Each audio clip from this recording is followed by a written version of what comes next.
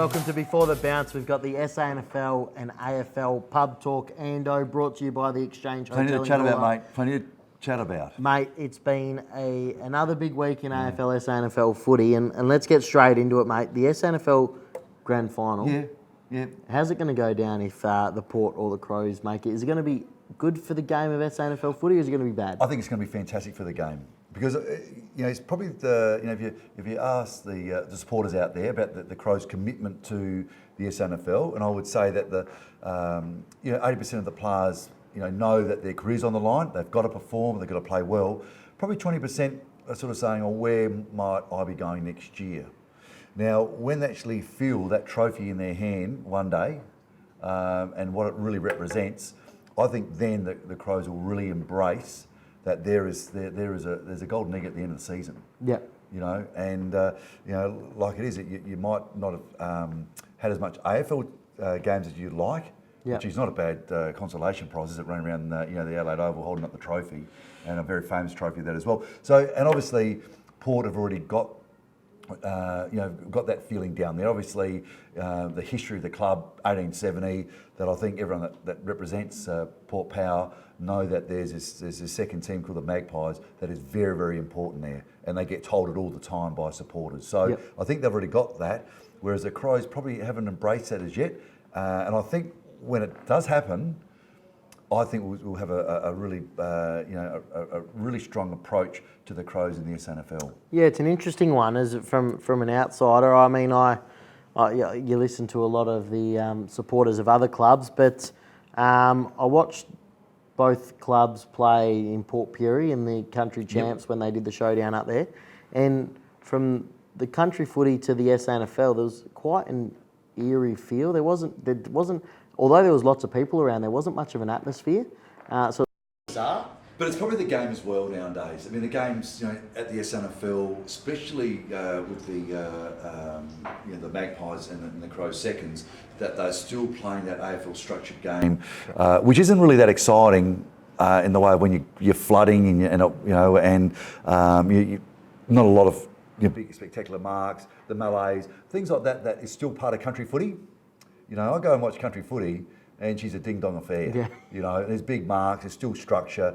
So I still think perhaps the crowd that is used to country footy, watching a very structured, probably at times not exciting game, I can tend to agree with what perhaps the crowd were thinking, that this is a little bit boring. Yeah. But in the world of SANFL and the back on the base, and people accept that style of game and embrace it, I think that the more that the Crows reserves realise that it's a fantastic competition. There's 8 other sides that their club history is decades and generations and generations. That's when it's going to mean something to them. Yeah. At the moment, you're probably right. Doesn't mean a lot to the Crows. But I think they thought I think they probably got a bit of a shock last week that they could be out in 2. Yeah. That's embarrassing. Yeah, you don't ever want to do that. Out in 2, and Norwood are doing beautifully. Yeah. Norwood played great footy. Sturt were kept chipping at their heels, but they always seemed to have another gear to pick the pace up a bit. So yeah, I think actually the Crows Norwood game could be a cracker like Port Glenelg. Yeah, no. Now we're going back to the 80s and 70s. This is fantastic. No, it's going to be another fantastic week in the SANFL, that's for sure, mate. And through the week, obviously, Joe Roughead, the news that he's going to be going to St Kilda in a coaching capacity as an assistant coach. Do you think there's a potential that they might just swindle him to put the boots on again, do you reckon? Yeah, I don't think so. I mean, look, he got dropped a couple of times last year because of form.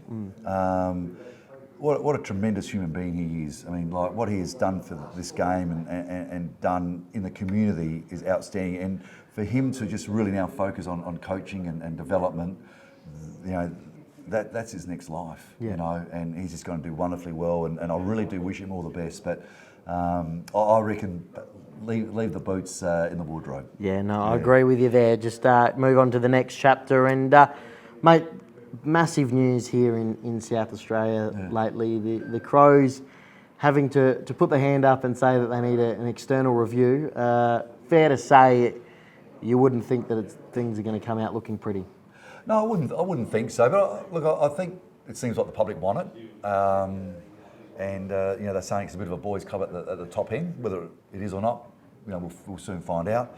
Yeah. But they haven't had a couple of good starts to the last 2 seasons. There's always been issues, whether it's a dual captaincy issue, you know, whether it's recruiting issues, whether it's you know, a training camp that sort of went all haywire, and whatever the case may be. But you know, there's certainly seems to be a lot that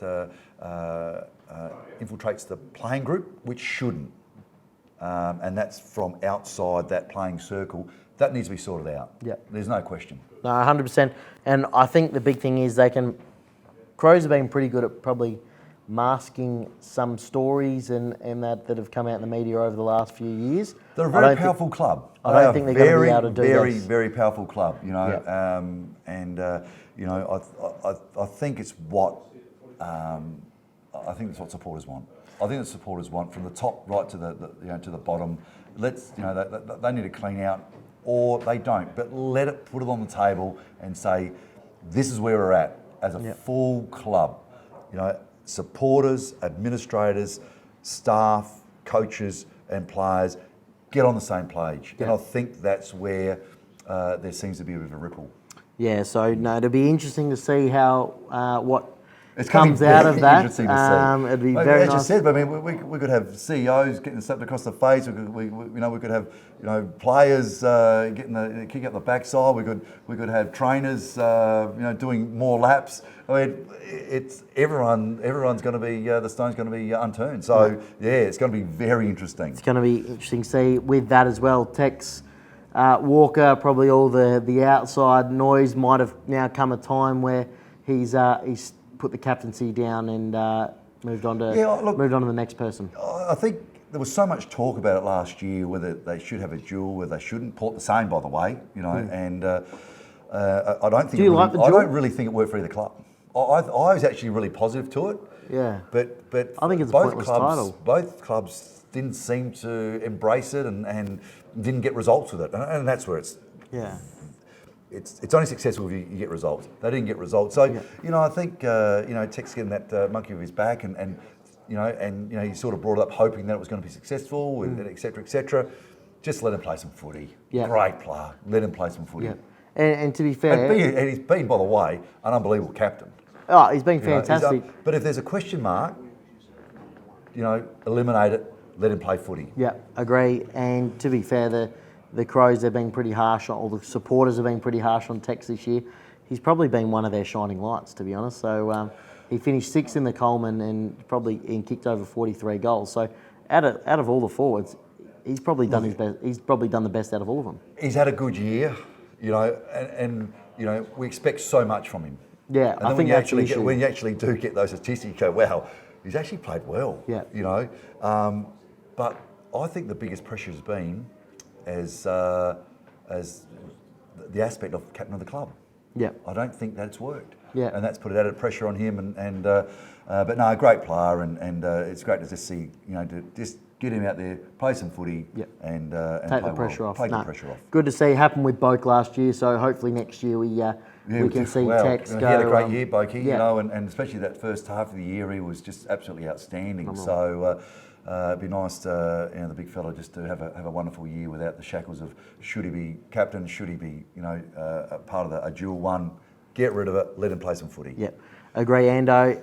Mate, we got plenty more before the bounce. We made sense, mate, then, by the way. Mate, we sound like we could really dissect this all day long. But, mate, we got plenty more to come up before the bounce. Thank you to the Exchange Hotel in Gawler for sponsoring us. That was AFLS NFL Pub Talk. Welcome back to Before the Bounce, and we've got the stock report brought to you by Taylor Collison's. Pitto and the team down David there. Pittman, fantastic. Been good to us at Piranha Media, mate. Yeah, he does a good job, Pitto, too. If you're looking for investing some money, get on to Taylor Collison's. Mate, they're rippers, and we've got some big names on the agenda tonight. Ando. Oh, throw them at me, mate. Throw them at me. I'm ready for them. So buying, selling, or holding Gary Ablett to play on for 2020. Well, it's interesting. I think if they win the grand final, I reckon he might put his boots in the wardrobe Finish on a high, Yeah, you I think he'll reckon? finish on a high. If not, I reckon he'll go again. I mean, he's just a superstar, and you look at your Craig Bradleys, your Harveys, and those sort of players that played to their 36, 38. There's no reason why he can't keep going. He's still got a couple of years left in him. But in saying that, grand final, premiership, it'd be pretty special to finish on that sort of key. I'll tell you what, if Geelong make the grand final, back him for the Norm Smith as well, I reckon, because I just reckon he might turn it on that day. I reckon Dangerfield might turn it on. I reckon his last 3 weeks have been unbelievable. I mean, I reckon he's got nine votes in the Brownlow those last 3 weeks. So I reckon those last few weeks might have actually, got him in favourite or something to put a little $10 on. But I reckon, Dangerfield's ready to go, mate. He's ready to go. Yeah. So as a Gaz, you're going to just see how the finals play just out? hold. Just hold. There's no just hurry holding? on Gary. Yep. There's no hurry. No, that's all good. No, I'm with you. I'll hold, and I reckon if he gets through, just give him another year. So Okay. I reckon he'll just keep putting him on a 1-year contract for another 5 years if you have Is that to. right? He's that good, isn't he, really? He's an absolute star, and he offers a lot as a forward pocket as well that goes underrated. But no, I'm with you there, and I'm going to hold, Perfect. Let's mate. hold And him. Jack Stephen, big name, He's a big name. won however many best and fairest at St Kilda St over the Kilda, years, yeah. plenty. Geelong again. Geelong going to get another household name down to Cardinia Park. Yeah, I know. Oh, look, I think he'll want to go. I mean, he's a super player, and he hasn't had really much success at all in the way of finals appearances, etc. So I'm sure he wants to get his taste of that, and the opportunity to get to Geelong. I think it's going to be, as they say, too tasty. He's obviously had his off-field issues as He's well. had his off-field issues. Look, Will he's a a good change of player. club? I think he needs a change. Yeah. I think he needs a change. Agreed. And look, and I don't think it's such a bad thing for St Kilda either. No. To free up some of the dollars, freshen up some legs. Yep. Get a bit of you're probably going to get a couple of picks for that, and I think that might be worth it. But for Geelong's point of view, to give him that little bit of spark, they'll get some good dividends out of that. Yep, Real good dividends. I'm buying as well. I reckon the change of scenery. I think it's a win-win for all three. I Correct. really do.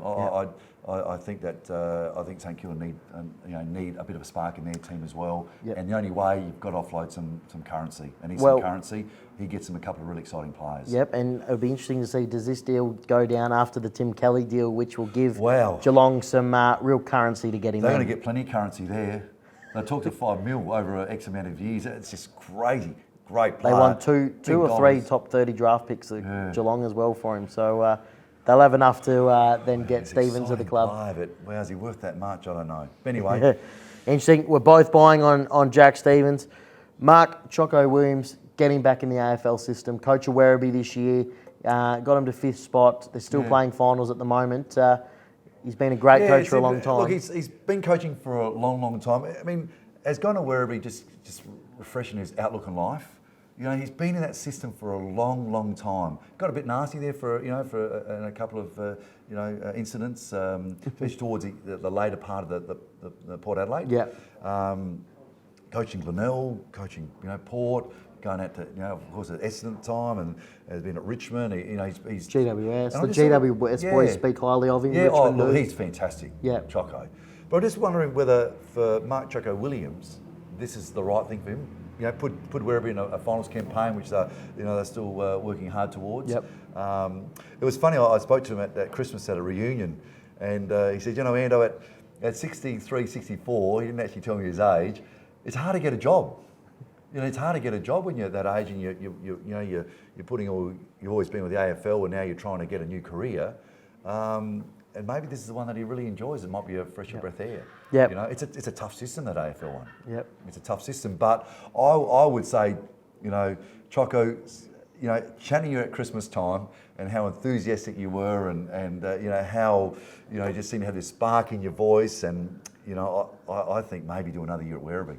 Yeah, I reckon he should do another year Yeah. where maybe if he's looking for a change of scenery, there's a SNFL club looking for a new coach as well in Central District. So maybe throw that Wow, around. there you go. There you go. There's a change of scenery for you. Yeah. So That's a good call. I like that call. I reckon it'd be he'd be very, very good at the top. Depends what they're looking for as well at the doggies. Super but, guy, brilliant coach, and we certainly want him back in South Australia, and it was. And never thought of the case of for the Taylor Collison's report that maybe he could sneak to Centrals. I reckon that's going to be on here, in a couple of weeks' time. There might be a phone call, mate. Yeah, I think you're right. Wow, you've started something there. A little rumours, Bill. Only hear it here, though. Let me tell you, only hear it here. If I'm a club, before the bounce. If I'm a club, I'm certainly putting the feelers out to have an interview with Choco. But yeah, maybe just I'd buy if I'm a club.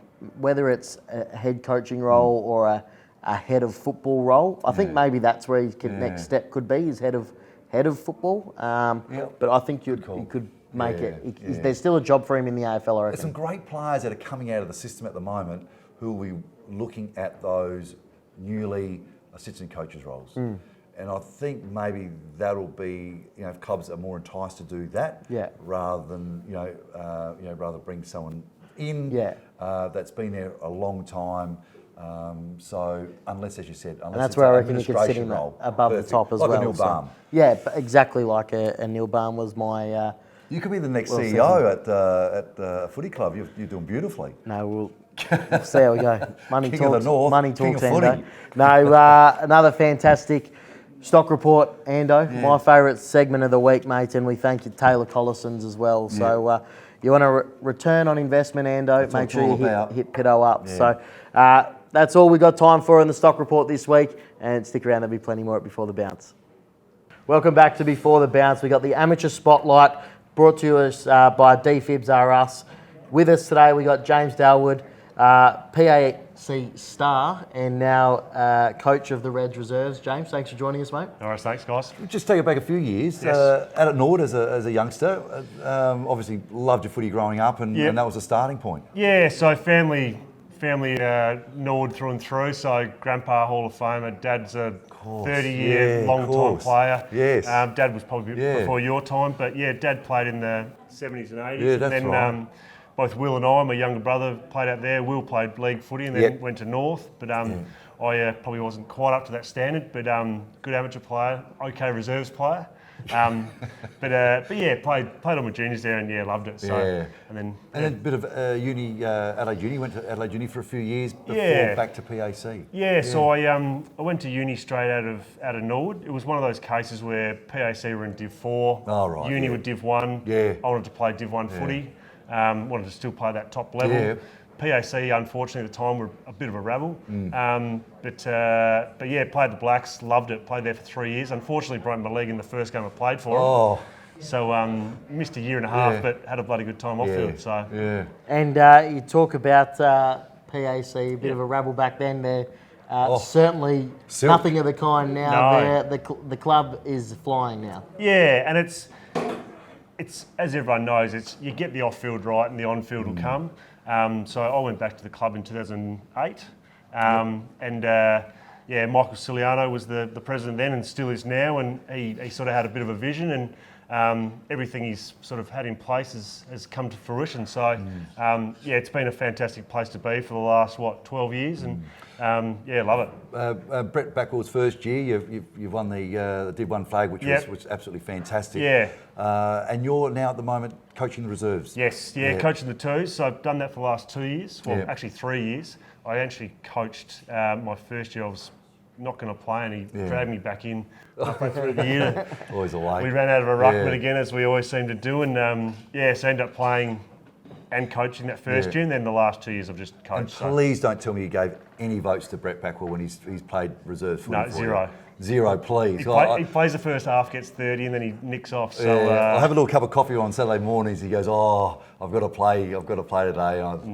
And of course, when I speak to him Sunday, of course he's probably got best player for the reserves, and he's won the game for the A grade. Nothing ever changed. Coaching. Nothing ever changed with Mouse. He's always the best on field, even if he didn't get a touch. So. You talk about him as a player, but as a coach, he just loves it, doesn't he? And is very thorough in the way he goes about it. Yeah, he's amazing. He came in and he had we brought in a guy that had a vision about what he wanted to do, and he does things his own way, and that's been great for the club. he can be quite black and white with things, but I mean, as you guys know, that's often the best footy it coaches. is sometimes, you're right, yeah. So yeah, he's been amazing for the club. Obviously, the premiership in the first year after winning Div 2 the year before.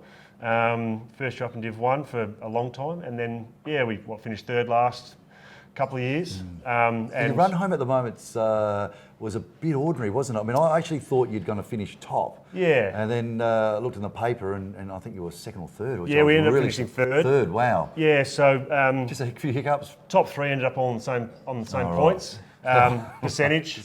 So yeah, both Paynham and Rocks had given Teacher Gully a fair hiding during the year both times, and we did, but we didn't buy enough sort of thing. So it was that couple of percent. So, wow. But yeah, it's kind of worked in our favour the last couple of weeks. So.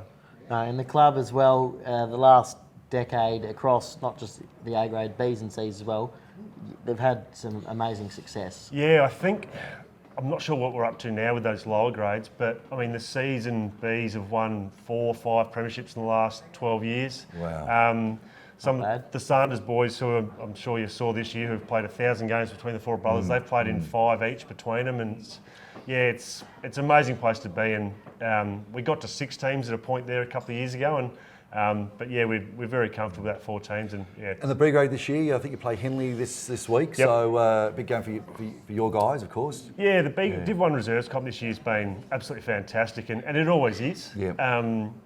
We've been fortunate enough we've been a little bit up and down, obviously numbers in and out, and you get that the college July period where everyone disappears. Go skiing the snow and I coached St Ignatius for a few years. Yes. I couldn't believe it. I had a whole side that went 1 week for some reunion in Bali. I couldn't believe it. I thought, who's going to play for me? Yeah, anyway, we tasted that. We had those months, so we snuck into 5th and beat a good Port Districts team last week. Yep. Probably should have won a little bit more comfortably. They had a pretty strong win the last quarter. But yeah, Henley this week, who we beat by a point down there last time we played them. I think so it's going to be a cracking game. Yeah. And that's the thing. The top 5 in the Div 1 reserves, everyone has beaten everyone. Yeah. So. And inspirations for you? I mean, obviously, Brett. I don't think you've done a little bit of the pre-season with the Adelaide Crows in the SNFL, just to learn more and more about his trade. Yeah. That might be something further down the track for him. Is that something that you're inspired to perhaps look at the A grade job and just throw a bit more into it? It's funny. I probably wouldn't go and try to coach the club straight away at an A grade level, like having played with 95% of the blokes. That's true as well. Yeah. Probably not my avenue of approach, but I catch up with guys like Robbie Neal and that sort of every couple of weeks, and have some good guys to talk to at that level, and certainly want to make coaching a big part of your life. Yeah, a big part of my life going forward. Yeah, mate. And as a player, rumour mill tells us that you got one of the best leaps that we'll ever see. I've heard that as well. Took a few hangers in your time. That was as a 6'4", only 80 odd kilo ruckman in Div 1, you had to have something, and luckily I could jump on most blokes' heads. So, it was actually funny. The best one I ever took was at Iggy's round 1, and I put my foot on Paddy Connolly's head. Oh, okay, Paddy, yes. Yeah. He didn't appreciate that too much, but I'll see him around the traps a little bit, Paddy. So I'll make sure I bring that up. He's a good mate of mine, so that was my go-to. So yeah. And along with that, whispers that one of our owners at Piranha Media might have made you the tallest wingman ever to play the game as well. Yeah, Rock. He, I enjoyed the time with Rock. He and I get along very well, and we tried a bit on the wing and a few other things. So I had a bit of pace as well, so that helped. And he coached out there for quite a while, didn't he, at PAC? Rock, he was assistant coach for a while, and then coached the A grade for 2 or 3 years. So assistant under Marshy for a couple, and then after we dragged him over from CBC after a Div 4 incident the year before. So.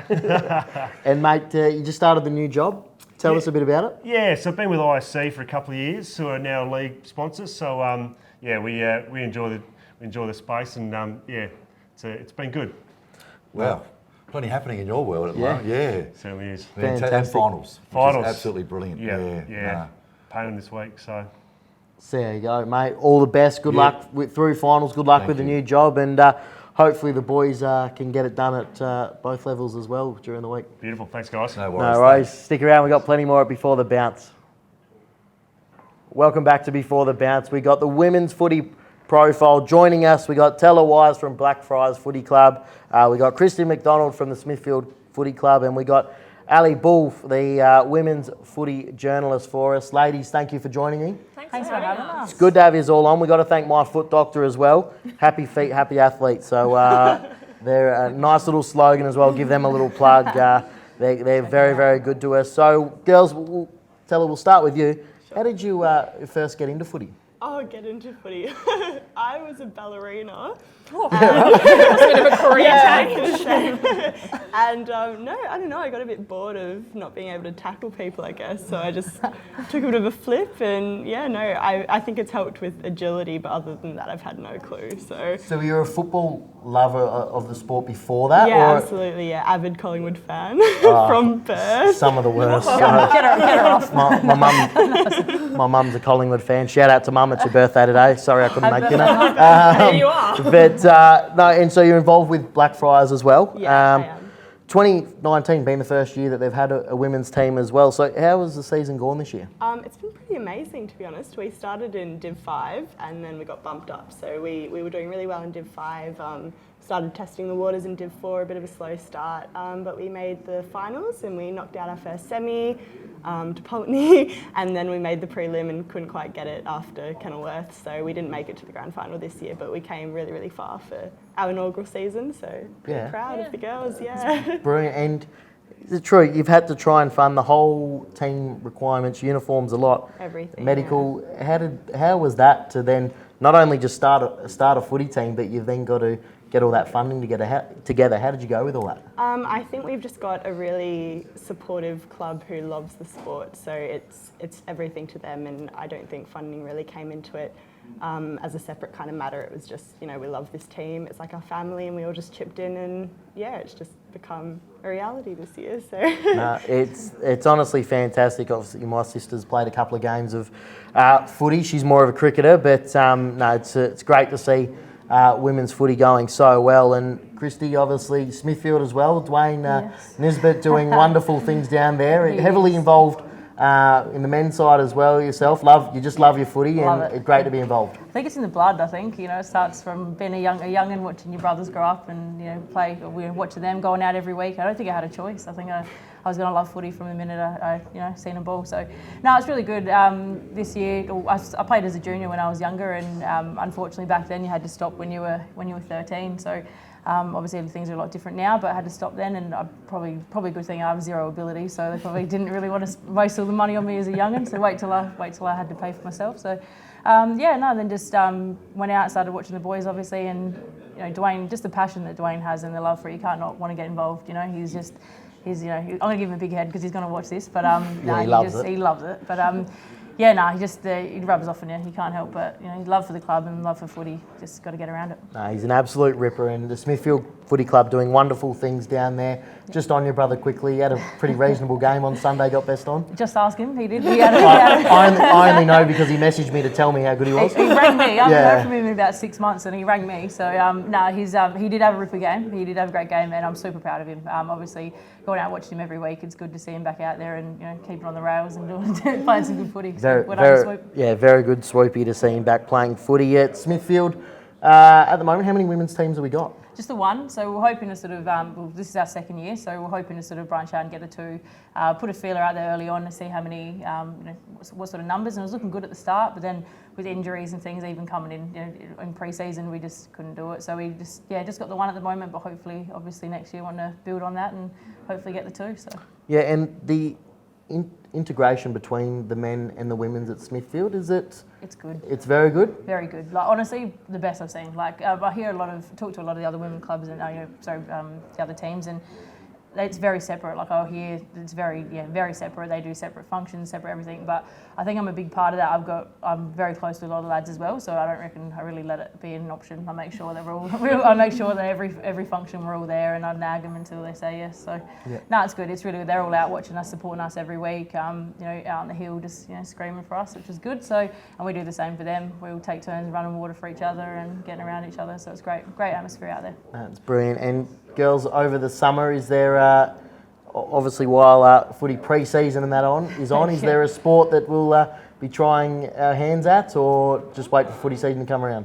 Oh, look, we've got another carnival coming up, so we're still going to have a few more sessions of footy. But I'm actually going to put my hand up to play cricket again. I had a few seasons out at Gawler Central a few years ago, so zero ability again. But I love the sport. So I don't know where I'm going to play yet. I think I probably should play at Smithfield, considering I'm out there 99% of the time. But probably get, they'll kick me out if I don't. So I'll give cricket a go, and netball's always up there as well. So just trying to get the fitness up for really just to get a good season of footy next year. That's my aim. So. Yeah, beautiful. Tell it yourself. Yeah, I mean, half of our team plays Gaelic, so I might give that a crack. Don't see why not. We got teams in Adelaide. Yeah, we do. We've got heaps of teams in Adelaide. There you go. Yeah. Give that a shot. Yeah, absolutely. Very, very fun watching the Gaelic. Now, Ali, yourself, been a massive part of promoting women's footy this year with the South Australian footballer and the rest of our team. How exciting has that been to be a part of? It's been absolutely amazing. I've been a footy diehard since I was young. I'm the only girl, so I've got brothers. So I grew up watching them, and from the age of about 11, I was like, I reckon I want to go into footy journalism.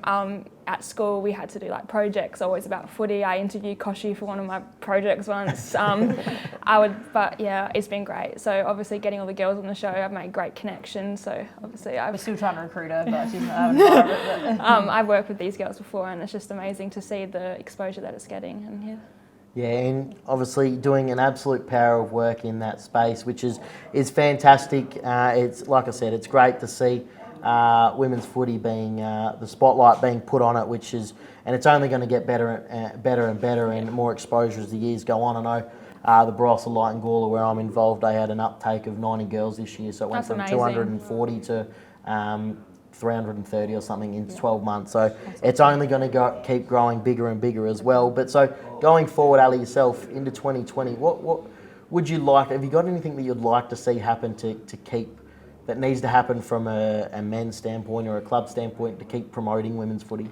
I reckon I'd like to see more girls involved. So especially within the media, it's a very male-dominated place. I'd love to see more females getting involved in the media to show that obviously it's acceptable and it's pretty male-dominated. But I would love to see more girls involved and more female coaches, all that type of stuff. Yeah. No, absolutely, it's great, and already.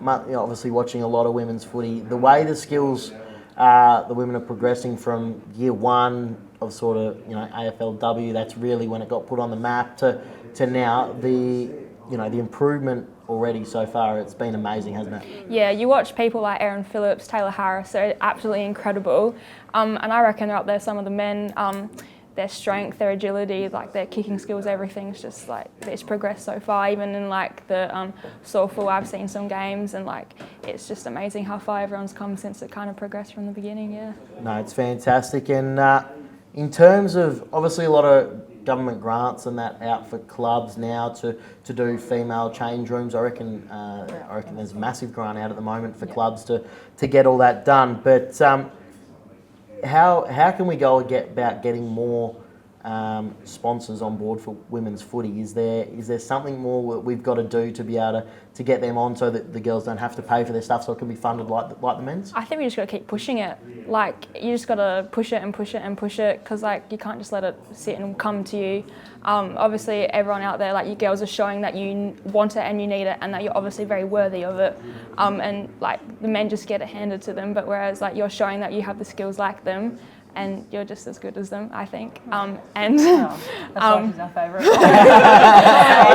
But yeah, I think that it should just be a guarantee to them, like they're promoting the sport in a positive way. Yeah, so I reckon it should happen. Shows like this are perfect for it. The shows like that Luke puts up at the SA Footballer and things like what you do, just even having us on, I think, with the first females, that's pretty... First females on before the bounce, yes. God, look at that privilege. Getting girls around, shows like this, and I think that's definitely helped. So. No, and it's great to have you on, as well as looks like the bosses put me in a job offer to Ali as well. So next year, if we got fortnightly, can we get you to do a women's segment on I'd love before to. the bounce? Yeah. Yep. All right, Rocky, you'll be watching this back. Lock it in, mates. We got a women's segment on a fortnightly basis next year. Girls, thank you very much for coming on, the three of you. It's, like I said, women's footy. It's fantastic. We've got to get my sister playing a bit more because she'll be a star. But There's a spot out of Smith Field if you yeah, want. Send her the card, give her the card. get into her. But no, ladies, thank you very much. It's fantastic what you're doing, and women's sport, it's just taking off in general. So it's great to see, and we're very happy and privileged to be a part of that as well out before the bounce, and in terms of our role in the media as well. So thank you for coming on, and thank you everyone for tuning in to Before the Bounce, and stick around, we've got plenty more coming. Welcome back to Before the Bounce. We've got the AFL Women's Masters here, brought to you by Modern Trailers Paraka. Cozzy and the team down there. Yep. Mate, go and see him. He'll look after you. And if you say Always you watch doing Before deals, the Bounce, Cozzy. Always doing deals. loves it. Ando, with us tonight, we've got Lucy Brooke. Lucy, thanks for joining us. Thank you for having me. Masters football, fantastic. You know, It's the be-all of it is a sport. be-all. But football in general, I know Masters is one, but also for the Women's Masters, you know, it's just magnified. You know, it's just been incredible. I suppose what the AFL and the SNFL have really done to really promote the sport. Yep. Juniors, great, but now the seniors is just, you know, Never say reaping the die. rewards, yeah. You know, we didn't necessarily get our chance when we were kids to Yep. have those kicks that those girls are getting the chance to have now. Yeah. But, you know, it's never too late to start. Yeah. So as a 41-year-old, and I really don't feel like I've had my time on the field yet. So No. what's to stop me running around still, albeit much slower than, you know, possibly what some of the Did other you always ladies play do. footy? Was that a sport that you always played, or you started it a bit later in life, or? Well, what happened was we had a couple of trial games in primary school, and we're talking back in the 90s here. Right, yeah. The Adelaide Women's Football League started in 1991. The SAWFL, it was known at the time, Right. South Australian Women's Football League. So the league was there, but there were only 4 teams. Right. And for a number of years, there were 4 teams, and then there were 6. Yeah. So we're going back sort of 15 years, and there's still only 6 teams. Yeah. And then AFLW, it just exploded. Exploded it, yeah. So you started it from the start, from the very, I very did. start. I've had a fractured career. Yeah. I did an ACL, so unfortunately, Okay. you know, I haven't felt that I've really achieved my football goals. So that's why someone like myself, Masters is great. It's fun. Brilliant. You know, it's a kick Yeah. around, and it's not for competition. It's just to make friends, have a good time, and win. keep kicking that footy around. And win. And win where possible. They say they don't keep scores, Ando. Yeah, I know that's they right. keep I scores. reckon they do too. My old man played a bit of Masters footy and it used to have me doing the scores on the sidelines. Mum Masters softball as well, so it's fantastic to be a part of. But so, Lucy, explain your role in the SA Women's Masters. What is that? Okay, so I'm the delegate for the women's team. This is the 3rd year that we've entered a team into the national competition, South Australia. So we're going from strength to strength. But we did have a bit of a drop-off in numbers this year. So we're Right. actually only sending 10 players at this stage Yeah. to the Townsville Carnival. But what happens is all the other states muck in. And so when we get there, we've got some spare South You got some Australian spare. Guernseys. Yeah, exactly. And we're going to all of a sudden adopt a few extra South Yeah. Australians.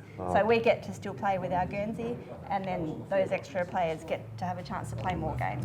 And the big carnival's in Townsville. It's in Townsville. Last sort of weekend it starts off in September. That's so right. they're all in line with the AFL Grand Final, which is great. A lot Yep. of celebrations. Yep, Yeah. school holidays, so people take their kids up there. It's Yeah. a great place to go for a vacation up in Queensland. Can't go wrong. And the other states, I mean, we're always thinking Victoria's super strong, or you know, WA. How are we ranking with the other states? Yeah, it's a really mixed bag.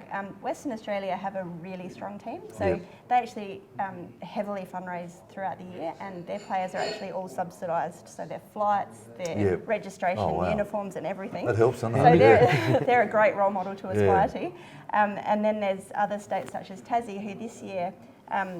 It's been like the numbers in general this year have been a bit low, and I think because Townsville's a bit far, it's not a capital city, so Yeah.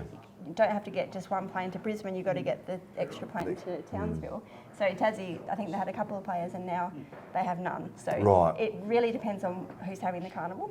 Yeah. So we're hoping in the next couple of years that it's going to be in Adelaide. Oh, wouldn't that be and fantastic? Then there'll Yeah. be just players bashing down the door to play. Of course there will be. for the Yeah, team. no, brilliant. So the Triple A, is it just footy or is all sports going to be there? Oh, no, well, the actual carnival is AFL Masters, Yep. so just footy. But as far as what will we be doing while we're there, so quite a Yeah, lot oh, of yeah. socialising. Because you got the, you know, of course, you got the men's and the women's Exactly, masters at the same exactly. time, having a bit of fun. And I've known plenty of ex-teammates of mine that are playing masters football and have been on those carnivals, and they love it. I mean, it's a real highlight of their footy career. It is, You know, yeah. and funny enough, that's what they're doing right now. And it gives a lot of people the opportunity to give back. So, for example, the treasurer of AFL Masters South Australia, who unfortunately recently passed away, Bob Cannon, he'd actually been the treasurer for in excess of 30 years. Oh, wow. So the sense of purpose and dedication that people get to be able to reinvest in what they love, it's fantastic. It is a great game. I mean, people say it's the greatest game in the world, and I agree with that, naturally. We've got a lot of young women playing it now and ladies playing it. Do we, especially in South Australia, it's just boomed. Do we actually see Masters competitions in years to come super strong? Absolutely. We're looking at the birth of Masters for women now. So we're going to gradually, over time, increase in numbers and in strength. But I guess the problem for us now is that we don't have a local league. So the men have a Masters league. I think there's 16 So there's teams. sort of like a gap at the moment. There's definitely a gap. There's definitely a gap. Huge amount of participants here, and we just need those top end to go into there. And there are a lot of older ladies who are playing in the Adelaide League, but they're not necessarily ready to transition out of the regular playing. So it's definitely a segue into moving out of regular games. But what brought you to the game? I mean, it's a fabulous you've game, got netball, and they're all great sports. But what thought, you know what? I love kicking the ball. I love marking. I love tackling. What was the appeal? Going the footy with your dad, thinking, well, this is what I want to do. You know? My family are the least sporting people that you will meet, so it certainly wasn't to do with any kind of family involvement. But once you hold that footy, once you kick it, once you get the chance to have a tackle, and the number of players that are in a footy team, there's really nothing camaraderie. like it. Isn't it fantastic? It's a genuine team. I mean, a netball team's got 7 players, so it's just not on the same spectrum as a game of footy. So my daughter was playing football, and she said one of the greatest things that I remember, even training, not necessarily playing, was when the coach called us in. We all ran from all directions, and we ran in all together, and there was a big squad of 30, and it was just fantastic, just a camaraderie of lots of numbers, lots of girls, inspiring and enjoying a sport that they love, and I think that was the thing that she noticed more than any other sport she's played. And I think it's the turf as well. You're out there on the grass and you're running, so you feel great. You feel alive. You feel invigorated. I mean, you've got to be relatively fit if you want to cover those distances, but it's inspiring. Yeah, brilliant. It's fantastic. Obviously, to play Masters, minimum age is 35. That's right. Yes. On the other end of the spectrum, what's sort of the oldest that we go? I know in men's is into the 60s and in the 70s. I reckon there's a couple in the 70s, you're right. Woodville South, I reckon there's a couple that play in their 70s, which is brilliant. In the women's, what sort of is it, the latest that we're sort of getting into it? Yeah, well, the Western Australian team, I think they had the oldest player and she was 63. But South Australia, we had quite a lot of ladies 55 around that age group. And just fit, empowering women who, what kind of role models do you want? Someone like that. That's just amazing and inspiring to be playing with people like that. Yeah. So I just love it. I think it's absolutely fantastic. As you know, and I spoke to you a few months ago, and also Ricky McLeaver, who's on the Masters board, and the direction of Masters footy is just going in the right way. And it's just not that aspect. It's also the social aspect of when you do get to your 40s and you've that. You sort of think, well, sports is sort of finished for me now, and sometimes you do like to have a chat to, a mate or a girlfriend and have a drink or handball and have a kick after training, just have a chat, and I think that aspect's a really important thing for people in general. Yep, absolutely. Yep, I can't agree more.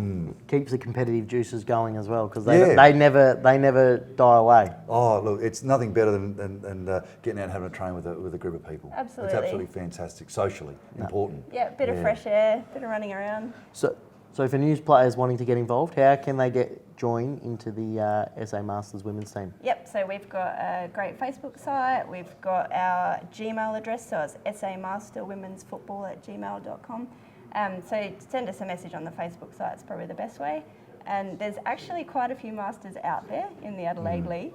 So if you spot someone who looks, like maybe she's a more mature player, have a chat to her. Maybe she's a Master, maybe she knows about us. You don't have to be a great player.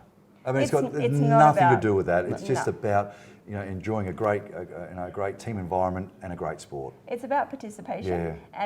and maybe we didn't get the chance as younger people Yeah. to participate on the scale that we'd like to. So the opportunity is still there for us to Yeah. participate. And my only advice is always go for gold. That is it. As long as you can, just kick as far as you can. That's excellent advice. Lucy, thank you very much for joining us tonight and coming in. Good luck with the Masters. Hopefully it's a fantastic time up in SA Townsville. great. I'm sure it will be. Go SA. Great to see you working so hard building a team, and good luck with everything. Thank you so much. No worries at all. Stick around, and thank you to Modern Trailers and Cozzy, Piranha and Cozzy and the team down there as well. Stay tuned, we've got more to come up before the bounce. Don't forget, find us on Facebook at the South Australian Footballer, Piranha Media. You can find us at our YouTube channel as well, the SA Footballer TV, for all content around South Australian football, all our magazines, and especially before the bounce each week. With over 155,000 subscribers, you can't go wrong with the South Australian Football and Piranha Media.